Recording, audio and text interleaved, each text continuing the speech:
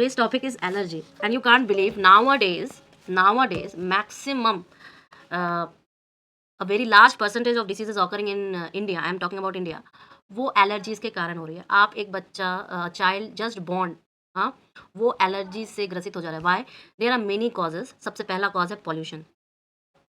Pollution is the biggest factor now is causing allergies. बच्चों को allergy जरूरी नहीं है कि सिर्फ एयर से, एयर में मौजूद 10 पार्टिकल्स हो, पॉलन ग्रेन्स हो, इससे ही हो. एलर्जी खाने से भी हो सकती है. कंटेमिनेटेड जो फूड हो जाते हैं ना, उससे भी एलर्जी हो जाती है. तो एलर्जीज एक्चुअली एक पर्टिकुलर पार्ट होता है जो हमारे बॉडी में सूट नहीं करता. ठीक है, जैसे कि कोई एक पर्टिकुलर एंटीजन होता है जो कि हमारे बॉडी में एलर्जी एक्यूमुलेट नहीं कर पाती और बॉडी उसका एलर्जिक रिएक्शंस शो कर देते हैं. मैक्सिमम खाने में एलर्जीज पाई जाती हैं. कुछ लोगों को जो नॉन वेजिटेरियंस होते हैं उनके एग का जो बाहरी पार्ट है, जो प्रोटीन पार्ट है, उससे एलर्जी होती है. इन कुछ लोगों को भीतर वाले पार्ट से एलर्जीज होती है. कुछ लोगों को प्रॉन्स जो होते हैं उनसे एलर्जीज होती है. कुछ लोगों को, आप बिलीव नहीं करोगे, one of the family members is allergic by the जो आप लोग ये शुगर केन होता है ना, गन्ना, गन्ना को अगर आप कच्चा खाते हो ना, जो स्टिक के फॉर्म में होता है, उसको अगर खाए तो उससे एलर्जी हो जाती है उनको. फटाफट एलर्जीज में तुरंत बॉडी में पूरा रिएक्शन हो जाता है. इवन अब आप कितने सारे बच्चे ऐसे होते हैं कि जिनका मेडिसिन, जब नॉर्मली जो मेडिसिन सबको सूट करता है उन पर्टिकुलर बच्चों को सूट नहीं करता. तो allergies is a particular for antigens. अगर हम डस्ट एलर्जीज में आ जाए तो आप देख सकते हो कि IQ कितना ज़्यादा हाई है दिल्ली का, और भी बहुत शहर है. जैसे आप सिमिलरली जोधपुर का ही ले लो, 200 से ऊपर ही रहता है. ठीक है, तो वहाँ पर भी लोगों को डस्ट एलर्जीज हो जाती है, पॉलन ग्रेन्स की एलर्जीज हो जाती है. फिर ये आपके जो जो खेतों का जो ऊपर वाला हिस्सा जलाया जाता है तो उससे एलर्जीज हो जाती है. तो तमाम तरह की एलर्जीज मौजूद है. लेकिन ये क्या है, बहुत ज़्यादा हो रहा है. और साथ ही साथ इसलिए बोला जाता है कि कम से कम एक डस्ट एलर्जीज जो होती है, हम जानते हैं किस वेदर में कौन से पॉलन ग्रेन्स हैं. आपको अगर पता है वो चीज़ से आपको एलर्जी, तो बोला जाता है कि पर्टिकुलरली वैसे प्रिवेंशंस लेके ही बाहर निकले. इवन अब जब किसी को पता चल जाता है कि आपको किसी पर्टिकुलर फूड से एलर्जी है, तो आप उस फूड को ना ही खाएं.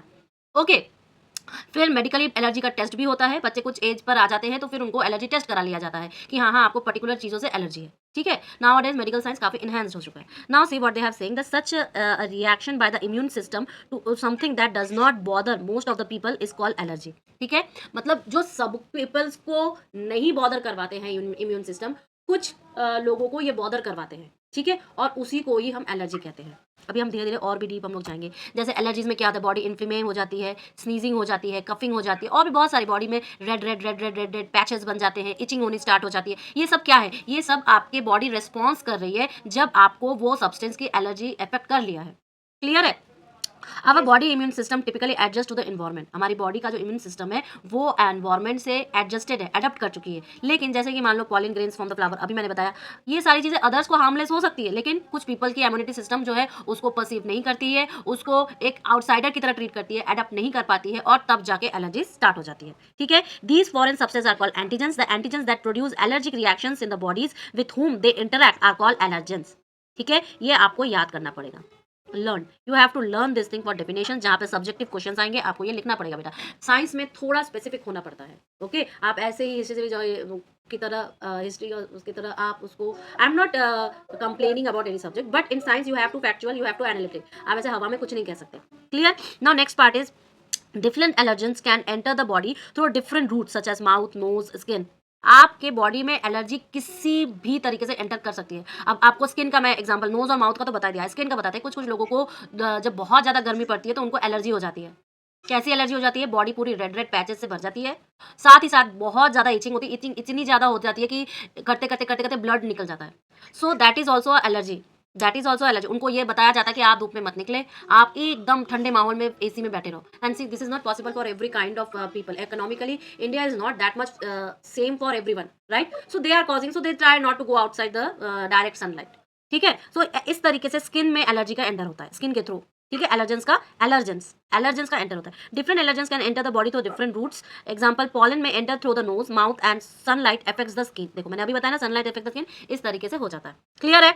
Next, types of allergens. Allergens कितने तरह के होते हैं? एलर्जेंस क्या हो गया, अभी बताया, जो बॉडी में एंटर करती है जिसके कारण एलर्जीज होती हैं बॉडी को, उसको हम लोग एलर्जेंस कहते हैं. ठीक है, तो कितने तरह के एलर्जेंस होंगे? Allergens can be of two types, food allergens and non food allergens. दो तरह के एलर्जेंस पाए जाते हैं. फूड एलर्जेंस जैसे कि जैसे ही हमारी उसने हमने इसको इंटैक्ट किया, ये हम लोग वर्ड में आपको बात बताएंगे, पहले हम समझा दें.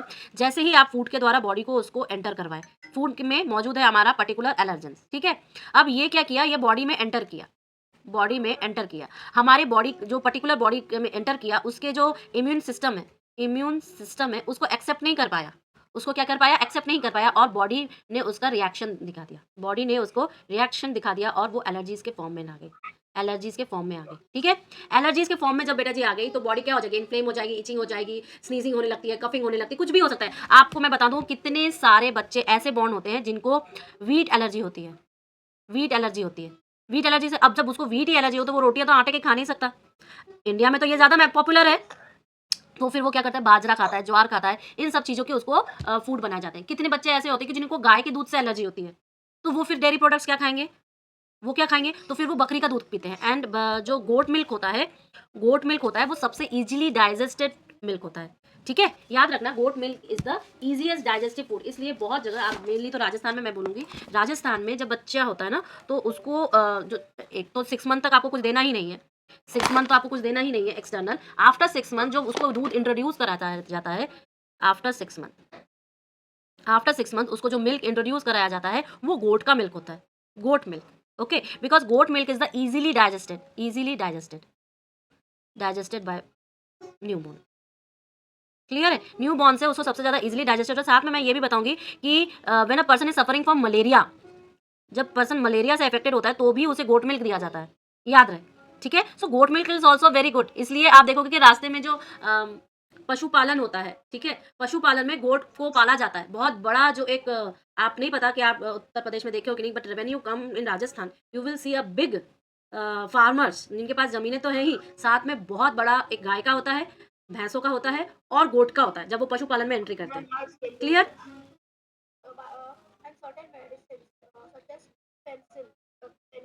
Penicillin, penicillin. ठीक है, अब next is entry route. So entry route क्या है, हमारे बॉडी में ये जो एलर्जेंस है, एलर्जेंस नॉट एलर्जी, एलर्जी तो जो दिखाया रिएक्शन उसे कहते हैं, एलर्जेंस क्या होता है, जो बॉडी में एंटर करता है, यही हमारे इम्यून सिस्टम से एडप्ट नहीं हो पाते हैं। ठीक है, तो सबसे पहला जो एंट्री रूट है हमारा माउथ। ठीक है, सबसे पहला एंट्री रूट है माउथ। अब माउथ में बॉडी में कैसे जाएगा, इंजेक्शन के कारण जाएगा, जब बॉडी हमारी कुछ खाएगी।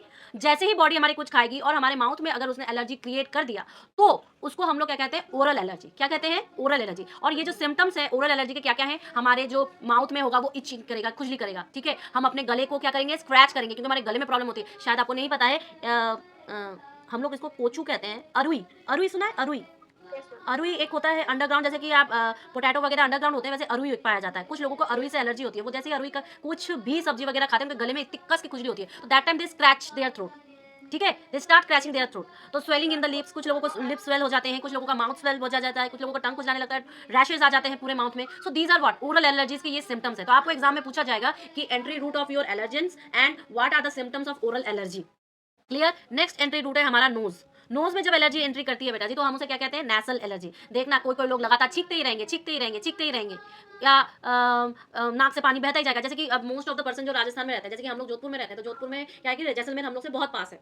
So most of the dust sand Jodhpur में आवाजाही ही है, मतलब हमारी जगह से तो जैसलमेर और पास है, हम लोग को सिर्फ 2 घंटा लगता है जैसलमेर जाने में, by car I am saying. तो क्या है कि आप जैसे ही घर से बाहर निकलोगे, जैसे ही बिना मास्क के अगर घर से बाहर निकल गए, तो आपके नोज से रनी नोज स्टार्ट होना ही है। ठीक है, most of the people are suffering by like this, कि उनको रनी नोज स्टार्ट हो जाता है। तो ये क्या है, नेसल एलर्जी बाय डस्ट पार्टिकल्स। ठीक है, तो देखो जैसे कि यहाँ पे लिखा है द मेन एलर्जेंस इंक्लूड, ये एलर्जेंस है, pollen grains, dust, cat saliva, mould, animal fur, cigarette smoke etcetera, ये सारे के सारे क्या है, एलर्जेंस है। और सिम्टम्स क्या है नेसल एलर्जी के, स्नीजिंग, कफिंग, नोज कंजेशन, नाक बंद हो जाता है, नाक बंद हो जाता है। कितने बच्चे यहाँ पर हैं राजस्थान में जिनका नाक बंद रहता है हमेशा, जैसे ही वो बाहर निकलेंगे नाक बंद रहेगा, घर में आएंगे आधा घंटे बाद अपने आप नाक साफ हो जाएगा, जैसे ही उसको स्नीज वीज करके नाक साफ करती है। So what is this, this is coming and going, this is a nasal allergy. ठीक है, clear. Next, next is your skin. Skin से एलर्जीज कैसे जाते हैं, जैसे कि कुछ पौधे, प्लांट्स ऐसे होते हैं, कुछ प्लांट्स भी बेटा ऐसे होते हैं ना कि उनको टच करने से खुजली स्टार्ट हो जाती है। ठीक है, क्योंकि उनके ऊपर एक लेयरिंग, कोटिंग की वैक्स जैसी लेयरिंग होती है, जैसे कि उनको प्रॉब्लम है, तो वो स्किन से एलर्जी हो गई। मैंने आपको बोला कि धूप में जाने से, धूप में जाने से, तो इस जैसे ही आप देखो कि एलर्जीज, अब allergies cause by the skin called skin allergies, some allergens that cause skin allergy. अब मैंने बोला ना दाने दाने निकल जाते हैं, रेड पैचेस हो जाते हैं, बहुत सारी चीजें हो जाती है, जैसे कि सोप हो गया, डिटर्जेंट हो गया, सर्टेन कॉस्मेटिक्स हो गए, केमिकल्स हो गए, ये सब सब स्किन एलर्जी क्रिएट करते हैं। ठीक है, कुछ लोगों को मैंने बोला ना, जैसे कि डिटर्जेंट जैसे ही हाथ धोगे तो लाल लाल लाल लाल लाल लाल पैचेस और इचिंग होनी स्टार्ट हो जाती है स्किन में, तो ये आपको एलर्जी किसी से भी स्टार्ट हो जाती है, ये आपको बहुत ऑब्जर्व करना पड़ेगा। Always be very careful, very concentrated, whatever activities you are doing, whatever words you are spelling from your mouth, जब भी आप इन चीज़ों से कंट्रोल हटा दोगे, आप किसी ना किसी एडवर्स कंडीशंस में खुद को पाओगे ही पाओगे। Okay, so that's why you have to very calm, a very good listener, and always think before do any kind of job. Either you are seeing something, either you are spelling something, either you are listening something, और either you are doing something. Okay, next is your types of allergies. Allergies कितने type के होते हैं बेटा? कुछ allergies तो seasonal होते हैं, जैसे पॉलन ग्रेन्स। क्या पॉलन ग्रेन्स ऑल टाइम होते हैं? नहीं। तो सीजनल एलर्जीज क्या है? Allergies that occur in a particular season is called seasonal allergies. Seasonal allergy मैंने भी बोला, जैसे पॉलन ग्रेन, कुछ पॉलन ग्रेन एक पर्टिकुलर सीजन में ही होते हैं, जैसे आम। अब आम का जो बॉल लगता है वो मार्च एंड से स्टार्ट हो जाता है, क्योंकि उसको गर्मियों में पूरा का पूरा आम करके पकाना होता है, फरवरी लास्ट मार्च से स्टार्ट हो जाता है। तो कुछ लोगों को उसकी जो महक होती है या उसके जो पॉलेंस उड़ते हैं उससे एलर्जीज होती है। तो इसे हम लोग क्या कहेंगे? इसे हम लोग क्या कहेंगे बेटा जी? ये हमारे सीजनल एलर्जी है। ठीक है, ये हमारी क्या है? सीजनल एलर्जी है। जैसे कि for example pollen allergies occur mostly during spring season.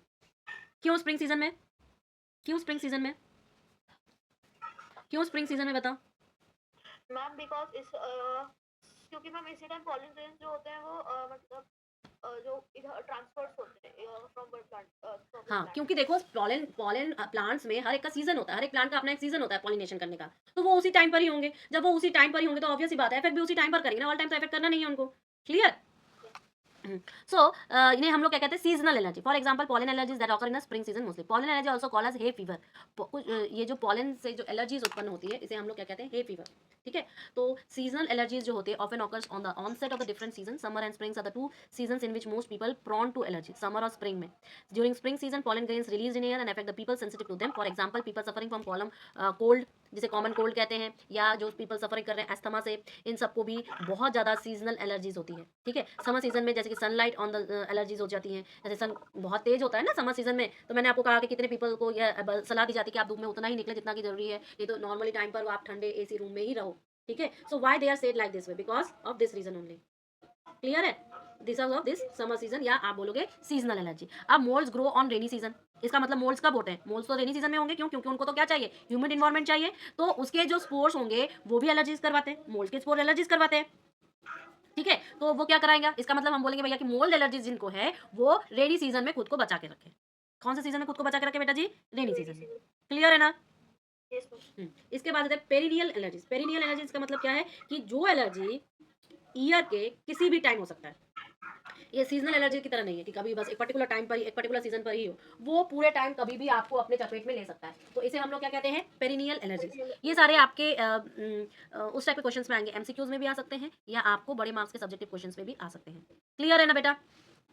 अब देखो पेरिनियल एलर्जी। एलर्जीज दैट में occur any time of the year remain throughout the year is called perennial. For example किसी को dust allergy है। अब dust देखो पूरे साल मौजूद रहता है, और जो बंदा राजस्थान में रहेगा उसको तो पूरे साल भर ही डस्ट एलर्जी से ही वो ग्रसित है। वो पूरा साल भर घर से बाहर जब भी निकलेगा अपने नाक में मास्क लगा कर ही निकलेगा। ठीक है, उसके बाद अगर किसी को फूड एलर्जी, अब वो फूड एलर्जी तो कभी भी खा सकता है भैया, कहीं जरूरी तो नहीं कि पर्टिकुलर सीजन में ही उसे मिल जाएगा। जिसको एग से एलर्जी है, जिसको डेयरी से एलर्जी है, वो तो पूरे साल ही एलर्जी है ना, तो वो पूरे साल ही कभी भी खाए आपको एलर्जी का इफेक्ट दिखाई देगा ही। तो इसलिए इन सबको क्या कहते हैं? पेरिनियल एलर्जी कहते हैं। क्लियर है ना? कभी भी। ठीक है, अब कुछ क्वेश्चंस करते हैं उसके बाद आगे बढ़ेंगे। जैसे the antigens that produce allergic reactions in the body in the with whom they interact are called allergens। Allergens. इसके बाद allergens are enter in the body through the three main pathways. कौन से? नोज, माउथ और skin. ठीक है, इसका allergies that occur in a particular season are called seasonal allergy. Seasonal allergy. Allergies due to dust are the example of perennial allergy. Good. Allergies happen to people who are sensitive to dust. They suffer from perennial allergy every time they come in contact with it. यही मैंने आपको अभी समझाया। Clear? इसके बाद symptoms of allergies. Allergies के symptoms ये मैंने पहले भी बताया था, फिर से बताया था। क्या करेगा? छींकेगा, उसकी नाक हमेशा बंद रहेगी, वो हमेशा कफिंग करता रहेगा, वो हमेशा किसी चीज़ को जहाँ पर उसको एलर्जी निकल गई वो उसी जगह पर लाल पैचेस बन जाएंगे, ब्लिस्टर्स बन जाएंगे, फफोले हो जाते हैं, या इची होने लगता है, खुजली होने लगती है, रेडनेस हो जाती है। फिर उसकी आंखें हमेशा पानी से भरी हुई रहती हैं, वीजिंग करने लगता है, साइनस पेन होने लगता है, सर में दर्द हो जाता है, गाल वाल सब दर्द करने लगता है, redness in the skin and rashes, swelling of tongue, throat, lips, eyes, eyelids and other body parts, difficult in breathing, asthma and chest pain होने लगता है, वॉमिटिंग हो जाती है, एब्डोमेन पेन हो जाता है। अरे कितने लोगों को ना कटहल जो जानते हो ना, जैक फ्रूट, जैक फ्रूट या कटहल, अब कटहल से कितने लोगों को allergy? One of my friend has that allergy. अब वो जैसे ही खाएंगे उसको उल्टी और पेट में दर्द हो जाता है। तो ये भी एक एलर्जी का पार्ट है। ठीक है, वॉमिटिंग एंड पेन, देखो vomiting and pain in abdomen, weakness, dizziness, fainting, किसी को तो चक्कर आने लगते हैं, वीकनेस फील होने लगती है, ये सब एलर्जीज है। इसलिए नाउ डेज बड़े शहरों में तो ये मैक्सिमम सारे पेरेंट्स करवाते ही हैं, दिल्ली वगैरह, बॉम्बे वगैरह, कोलकाता, हर जगह पे, कि बच्चा जब थोड़ा बड़ा होता है ना कि एज में कि उसके एलर्जीज के टेस्ट हो सकते हैं, तो उनको एलर्जी टेस्ट करवा देते हैं। एलर्जी से एक बार ही करवाना है और एक बार में उसको पता चल जाता है। तो एलर्जी टेस्ट होने से क्या होता है बेटा जी? इससे दो तीन चीजें हो जाती है। ब्लड ग्रुप, एक तो आपको ब्लड ग्रुप जानना है बच्चे का, बेबी ब्लड ग्रुप, और दूसरी चीज़ आपकी allergy allergy test. Allergy test थोड़ा महंगा आता है, I now days I think 2-2.5 हज़ार का होता है, ठीक है। तो ये क्या है कि बच्चा को अगर कभी भी कोई दवाई दी जाए ना, तो पहले से अगर उसे पता चले रहे डॉक्टर को कि इसको इस चीज़ से एलर्जी है, ठीक है, तो वो डॉक्टर वो चीज़ की इंग्रेडिएंट देगा नहीं, तो बच्चा दूसरे चीज़ से सफ़र होने से बच जाएगा। That person will save from the उस एलर्जी वाला जो पेन है उससे वो बच जाएगा, ठीक है। इसके बाद देखो, many times allergy reactions trigger a life threatening reaction. बिल्कुल बिल्कुल लाइफ थ्रेटनिंग हो जाती है कि जैसे कि मान लो कि इतना ज़्यादा कि वो सांस ही नहीं ले पाए। जैसे for example my husband is suffering from allergy of prawns, ठीक है। अगर वो खा लिए तो वो सांस लेने में दिक्कत हो जाती है, खुजली हो जाती है एकदम, that is very life threatening, तो फिर उसको उसका एंटीडोट देना पड़ता है। So this is very life threatening. Allergies के जो रिएक्शंस होते हैं वो काफी लाइफ थ्रेटनिंग हो जाते हैं, और उसे हम लोग क्या कहते हैं, एनाफेरिलैसिस। क्या बोलते हैं? एनाफेल अरे anaphylaxis. Lapses. This cause the immune system to release a lot of chemicals that can cause a person to go into the shock known as this type of shock, anaphylactic shock, ठीक है। Yes ma'am, मैंने कई बार देखा है कि जो मतलब कुछ लोग होते हैं जो लोग ऑरेंज की स्मेल। जब आप किसी चीज को, जैसे सडनली आपने एग्जांपल बोला कि ऑरेंज का जो महक है उसको सूंघने से वो एकदम पैरालाइज हो जाते हैं, बेहोश हो जाते हैं, बिकॉज उस स्मेल में particular smell producing some chemicals, right, yes some chemicals. अब अगर उसको उस केमिकल से उसकी बॉडी इम्यून सिस्टम उसको अडॉप्ट नहीं करी, तो इसका मतलब वो उसके लिए एलर्जन है, और वो उसके बॉडी में गया, वो उसके बॉडी में गया तो उसको अभी हम लोग ने पढ़ा ना कि कुछ लाइफ थ्रेटनिंग हो जाती है, एलर्जीज रिएक्शन इतने ज्यादा हो गए कि वो लाइफ थ्रेटनिंग हो गया। जैसे देखो उसका ब्लड प्रेशर ड्रॉप हो जाता है, अब जैसे ही किसी का ब्लड प्रेशर ड्रॉप, वो बेहोश नहीं हो जाएगा, उसके पल्स वीक हो जाएंगे, बेहोश हो जाएगा, स्किन रैशेज, नॉजिया, वॉमिटिंग, ये सब तो लाइफ थ्रेटनिंग है ना, क्लियर। यस हाँ, बहुत ध्यान रखना है। इसीलिए नाउ-अ-डेज़ किसी से मज़ाक भी करो ना, तो बहुत ध्यान से, कहीं हम उसको लाइफ थ्रेटनिंग मज़ाक तो नहीं कर रहे हैं, उसके लाइफ के ऊपर तो नहीं आ जा रहा है। इसलिए ऑलवेज़ बी काम। ना प्रिवेंटिंग मेजर्स क्या क्या होते हैं, देखो जिनका इम्यून सिस्टम बहुत वीक होता है, is one of the major cause of the prone to allergies. Immune system जिनका जिनका वीक होता है वो काफी ज्यादा प्रॉन हो जाते हैं एलर्जीज में। इसलिए हर 6 महीने में सबको एक ब्लड टेस्ट करवाना चाहिए, सिंपल सा बस प्लस सीबीसी। सीबीसी क्या है, कंप्लीट ब्लड काउंट। इसमें आपको पता चल जाएगा कि हीमोग्लोबिन कितना है आपके बॉडी में। अगर आपके बॉडी में हीमोग्लोबिन कम है बेटा जी, तो आपकी बॉडी की इम्यून सिस्टम सच में बहुत कम है, और दैट्स वाई आप बीमार ज्यादा रिकरेंटली पड़ोगे। इसलिए फॉलिक एसिड और आयरन और मल्टीविटामिन आपको अपने बॉडी में सफिशिएंट अमाउंट में लेना चाहिए। जिंक, ये सब आपको बॉडी में सफिशिएंटली लेना चाहिए। अगर आप खाने में इसको प्रॉपर्ली नहीं ले रहे हो, तो ब्लड टेस्ट करवा के आप इन सब की डेफिशिएंसी जानिए। और इन सब की, जैसे विटामिन डी बहुत जरूरी है इम्यूनिटी सिस्टम के लिए। जिनको विटामिन डी कम होता है उनका इम्यून सिस्टम बहुत ज़्यादा वीक होता है, और ये विटामिन डी तो या तो आपको गोलियों से लेना पड़ता है, खाने में आपको नहीं मिलेगा, या तो आपको सूर्य की रोशनी डायरेक्ट स्किन पे डालनी पड़ती है। अब डायरेक्ट स्किन में कैसे, बच्चे तो रहते नहीं है, तो जो ये आपके विंटर सीजन होते हैं, विंटर सीजन में every parent should essentially make the time for their child, और वो खुद भी धूप में बैठे। आपको कुछ लोगों को होता है ना कि हम काले हो जाएंगे, हमारे सनबर्न, वो बेटा जी उससे भी ज़्यादा खतरनाक इफेक्ट तब होगा जब आपकी इम्यूनिटी डाउन रहेगी, ठीक है। So try to get sun bath during at least winter season. Winter season में सन बाथ आपको लेना ही चाहिए। Don't care about your skin कि आप काले पड़ जाओगे, गोरे पड़ जाओगे, नीले पीले जो भी पड़ जाओगे, लेकिन उसका जो एडवर्स इफेक्ट होगा आपके इम्यून सिस्टम पे बहुत खतरनाक होगा। खाने में जो चीज़ आपको लग रही है कि ये गंदा है टेस्ट में, वो सबसे जरूरी होता है आपके बॉडी के लिए। ये ऑलवेज बी परफेक्ट, ठीक है। Then always try to eat at least एक नॉर्मल जो पर्टिकुलर साइज का करेला होता है, ओके, बिटर कर्ड, वो आपको कोशिश करना एटलीस्ट आधा, एक एज के हिसाब से रोज खाओ, every day, and try to reduce every sugar. Sugar जो होता है वो प्लेन नहीं होता बेटा, एक्चुअली शुगर पॉइजन बॉडी में इसलिए क्रिएट करता है बिकॉज उसको रिफाइन किया जाता है। जो केमिकल से उसको रिफाइन किया जाए वो उसके लिए हानिकारक है, बनता तो वो गन्ने से है तो वो शुगर ज्यादा नहीं खाओ, लेकिन अगर वो बिना रिफाइंड किया हुआ खाए तो भी शरीर के लिए अच्छा है। बट शुगर क्या है, वो रिफाइनिंग इतना ज्यादा हो जाता है, इसलिए प्रॉब्लमेटिक हो जाता है। सो आपने सुना होगा जिन लोगों को सर्दी खांसी जुकाम ज्यादा होता है, डॉक्टर उन्हें एकदम स्ट्रिक्टली मना करते हैं कि आप शुगर इंटेक मत करो, चाहे वो मिठाई के फॉर्म में हो, चाहे वो किसी भी फॉर्म में हो। Even those who are suffering from infections, fungal infection, bacterial infection, उनको हमेशा मना किया जाता है कि आप उस ड्यूरेशन, जो कोर्स का ड्यूरेशन दवाई का चल रहा है, आप बिल्कुल भी शुगर मत लो। वाई? बिकॉज दे इंक्रीज, ये जो कैंसरस सेल्स होते हैं, कैंसरस सेल्स का जो बेस्ट फूड होता है वो होता है ग्लूकोज। ग्लूकोज किससे मिल रहा है आपको? शुगर से मिल रहा है। इसलिए ट्रीटमेंट के दौरान आपको, कोई भी नॉर्मल ट्रीटमेंट के दौरान आपको बोल दीजिए बिल्कुल शुगर मत। अब ये जिनको बालों में डैंड्रफ बहुत ज्यादा होता है, what is dandruff? This is a fungus होता है एक तरह का, व्हाइट डस्ट ही बना देता है आपके बालों में, ठीक है। अब अगर आप शुगर इंटेक किए जा रहे हो, ये फंगस कभी सही होगा ही नहीं। ये जितने भी शैम्पू वैम्पू आपको दैट पॉइंट पे रिलीफ दे सकते हैं, लेकिन आपके उसके बाद फिर से आ जाएगा। जैसे ही आप वॉश कर लिए हेयर्स उससे, तो वो चला गया, उसके 2 दिन बाद फिर से आपको वॉश करना पड़ेगा उसी शैम्पू से। They are not seeing the real reason behind this. ये एक फंगस है और ये मीठे पे ग्रो कर रहा है, ग्लूकोज पे ग्रो कर रहा है, okay. So very careful whatever things you are eating. आप जो ईट कर रहे हो, अपने बॉडी में डाल रहे हो, वो डायरेक्टली आपको इफेक्ट कर रहा है। क्लियर? सो पॉलन, अब ये क्या है कि आप कैसे प्रिवेंट कर सकते हो? पॉलन ग्रेन सीज़नल होता है। अब आपको जब पता है कि आपको एक पर्टिकुलर सीज़न में किसी पर्टिकुलर पॉलन ग्रेन से प्रॉब्लम है, why should I go there? हम प्रिवेंट नहीं कर सकते? हम उसको नाक को बंद करके रखें, हम चाहें तो मैक्सिमम जब प्रोडक्शन है हम घर से बाहर निकल के अपने आस-पास के उस वातावरण में ना जाएँ जहाँ पर ये पर्टिकुलर पेड़ के पर्टिकुलर पौधे आते हैं। ये ज़बरदस्ती इफ़ेक्ट करवा के, ज़बरदस्ती दवाइयाँ शरीर में डालने से अच्छा है कि हम प्रिवेंट करें खुद को। Okay, so avoid going out during this times when pollen bar production is maximum. Wash your clothes and keep your shoes outside to prevent the entry province in home. आप उसकी एंट्री को prevent करो ना घर पे आने के लिए। फिर cover your nose and mouth to prevent the pollen growth in the body. Keep your medications handy in the infection is severe. Drink warm water, hot drinks and to relieve the itchy throat. आप अपने itchy throat को बचाने के लिए गरम-गरम क्यों नहीं खा रहे हो? क्या दिक्कत है? आप खूब सारा सूप पियो और बाहर का खाना तो बिल्कुल भी नहीं। बाहर का ठंडा खाना कभी नहीं खाना चाहिए। ऑलवेज ट्राई टू ईट, अगर आपको बाहर खाना ज़रूरी है तो आप गरम खाना खाओ। इसके बाद क्या बता रहा है? डस्ट। अब डस्ट से कैसे प्रिवेंट? वही सेम चीज़, आप उस जगह पे बिल्कुल भी मत जाओ जहाँ पे डस्ट ज़्यादा है, जहाँ डस्ट ज़्यादा उड़ रहा है। अगर जाना ज़रूरी है तो अपने नोक को, अपने माउथ को अच्छे से कवर करके जाओ। बाहर घर पे अगर मॉपिंग हो रही है, अगर अगर स्वीपिंग हो रही है तो आप थोड़ा दूर रहो भई। क्या ज़रूरत है ज़बरदस्ती नाक को, अपने मुँह को एंट्री करवाने की एलर्जेंस को, ठीक है? आपको पता ही है तो आप दूर रहो, सीधी-सी बात। फिर कंसल्ट अ डॉक्टर दैट जहाँ पे आपका ट्रिगर हो रहा है, आप हमेशा अपने मेडिसिन्स को अपने पास ही रखिए। भैया जहाँ पे मुझे अगर कहीं ज़्यादा जल्दी हम बाहर हैं और हमारे डस्ट की वजह से ज़्यादा जल्दी ट्रिगर हो जा रहा है और हम कंट्रोलेबल नहीं है वहाँ पे आस-पास डॉक्टर, तो हमेशा अपने मेडिसिन्स अपने पास रखिए, ठीक है? और फ़िल्टर्स लगाइए, आपके एयर कंडीशन में ऐसे फ़िल्टर्स होने चाहिए जो डस्ट को फ़िल्टर कर सकें, ठीक है? नेक्स्ट है सनलाइट। अगर आपके पास, आपको पता है कि आपको सनलाइट रिएक्शन है, तो आप धूप में बैठने से पहले बेटा अच्छे से सनस्क्रीन लगाइए। आप, ठीक है, डॉक्टर प्रेस्क्राइब चीज़ें इस्तेमाल करिए। अगर आपको सन से एलर्जी तो आप धूप में मत जाइए भई, तब आप विटामिन डी के कैप्सूल्स लेने पड़ेंगे आपको। क्लियर? उसके बाद अप्लाई, देखो, sunscreen lotion before stepping out the sun, cover your body as possible when you out in the sun, wear sunglasses to prevent harmful rays from the for your eyes. Peak time जैसे कि दोपहर का समय होता है, उस वक्त sunlight ज़्यादा मैक्सिमम होती है, मत जाओ भाई वहाँ पर। क्या ज़रूरत है जाने की ज़बरदस्ती? ज़बरदस्ती खुद को एलर्जी से इफेक्ट करवाने की क्या ज़रूरत है? कोई ज़रूरत नहीं है, मत जाओ उधर। फिर फूड एलर्जीज़ क्या है? फूड एलर्जीज़ मैंने बताया, जब आपको पता चल गया कि भाई पर्टिकुलर फूड से आपको allergy, don't eat them, don't eat them. When you no कि आपको इस पर्टिकुलर चीज़ से एलर्जी है, तो आप क्यों खाओगे एलर्जी वाली? ठीक है? The consumption of food item you are allergic to avoid करो। Always check labels of the package food items to know the ingredients and avoid the side effect. Consult the nutritionist to plan the diet, ठीक है? और particular nutrient and happens not eating a particular type of food, ये तो पता चल ही जाएगा कि कौन से फूड से आपको एलर्जी, वो मत खाओ। अगर आपके पास इतनी सुविधा नहीं है कि आप न्यूट्रिशन के पास जाओ और अपनी फूड प्लान बनाओ, तो इससे अच्छा मत ही खाओ ना, नॉर्मल चीज़ें खाओ ना, जिससे आपको एलर्जी नहीं है।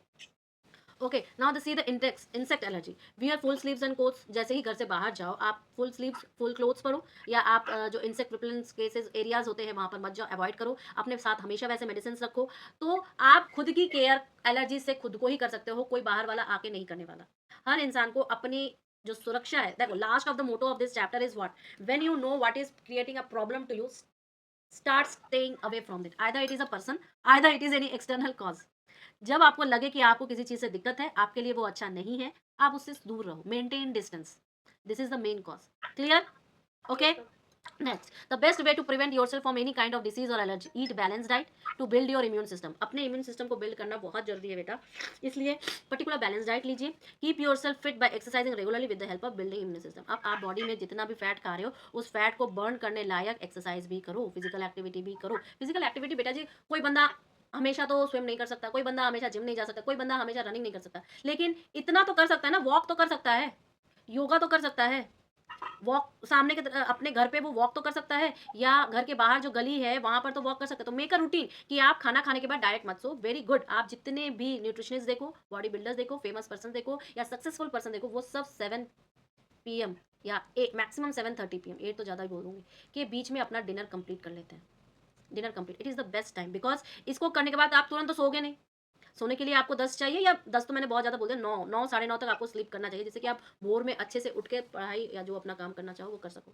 तो इस ड्यूरेशन वो डायरा तो सोएगा नहीं, वो एक वॉक ले सकता है, वो अपना खाना हजम करने के लिए कोई छोटी मोटी एक्टिविटीज़ कर सकता है। तो डायरेक्ट ना सोए, इसलिए ये टाइम सबसे बेस्ट होता है भोजन करने का। और रात सबसे अच्छा खाना आपको ब्रेकफास्ट करना चाहिए, उसके बाद लंच, और रात का जो डिनर होता है वो सबसे नॉमिनल और सबसे कम डिनर करना चाहिए।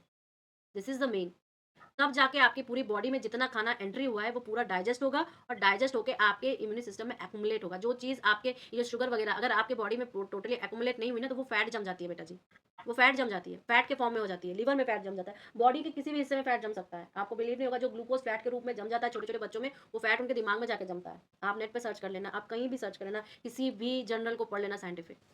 ठीक है. So balance diet is very necessary, and what is the right amount and right time to eat everything, it is very necessary. And try to get for fasting in a 15 days में एक बार, एक दिन 15 days में try करना fasting का. इससे क्या होता है कि आपने सुना होगा कि सेल्स जो होते हैं ईट करने लगते हैं. तो जो बैड सेल्स होते हैं बॉडी में वो ईट होने लगते हैं, वो नष्ट होने लगते हैं एक दिन के व्रत से, एक दिन के फास्टिंग से. ठीक है. So these are the some of the positive impact. जैसे कि कार्बोहाइड्रेट एक बैलेंस डाइट में होना चाहिए.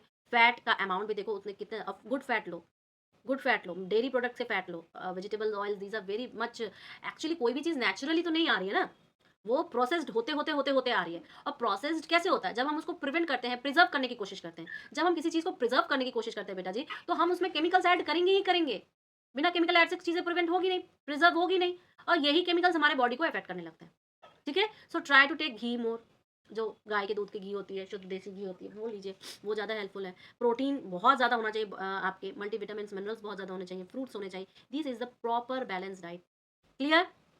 ओके. Yes, sir. नेक्स्ट चलो इसका वो करते हैं objective questions. When do seasonal allergies occur? Throughout the year, specific season, every season, none of this specific seasons. Which symptoms occurs commonly due to pollen allergy? Stomach, acne, nausea, Yes, wheezing, headache. yes, Wheezing. yes, ठीक है, जाना लेते हैं. When do perennial allergies occur? Summer, spring, throughout the year. Throughout the year होती है. Which of the following symptoms of oral allergy? Scratching throat, rash around mouth, swelling of lips, all of these. सारी चीजें ही होती हैं oral allergy में. Allergic reaction can trigger life-threatening condition is called high blood pressure. None of these. Rashes and anaphylaxis. ठीक है. Foreign substances are called allergens, huh? allergens. allergens. Allergens, good. The allergens that produce allergic reactions in the body with whom they interact are called allergens. Ma'am, it is antigens, Antigens, sorry. The allergy caused in the mouth is called oral. oral, The allergy reaction caused in the nose is nasal. nasal, Blisters can be caused due to skin allergy. allergy. Allergies can be seasonal or Ma'am, partial, क्या बोलते हैं, पेरानियल. partial. ठीक है. Pollen allergies are also known as hay fever. इसके बाद देखिए, if people with pollen allergies, the immune system perceives it as a foreign that threatens the body and thus attacks it. True है? Yes, sir. Many times allergies reactions trigger a life threatening reaction called hay fever. True. Many times allergy reactions are life threatening. नहीं बेटा, ये तो pollen वाले को बोलते हैं ना, false होगा. Allergens can enter the human body through 2 main routes. नहीं, 3 routes से जाते हैं. Sneezing can occur due to nasal allergy. True है. Moles do not cause allergy. False है भैया. रेनी सीजन में कौन एलर्जी क्रिएट कर रहा है? मोल्स ही तो कर रहा है. क्लियर है ना?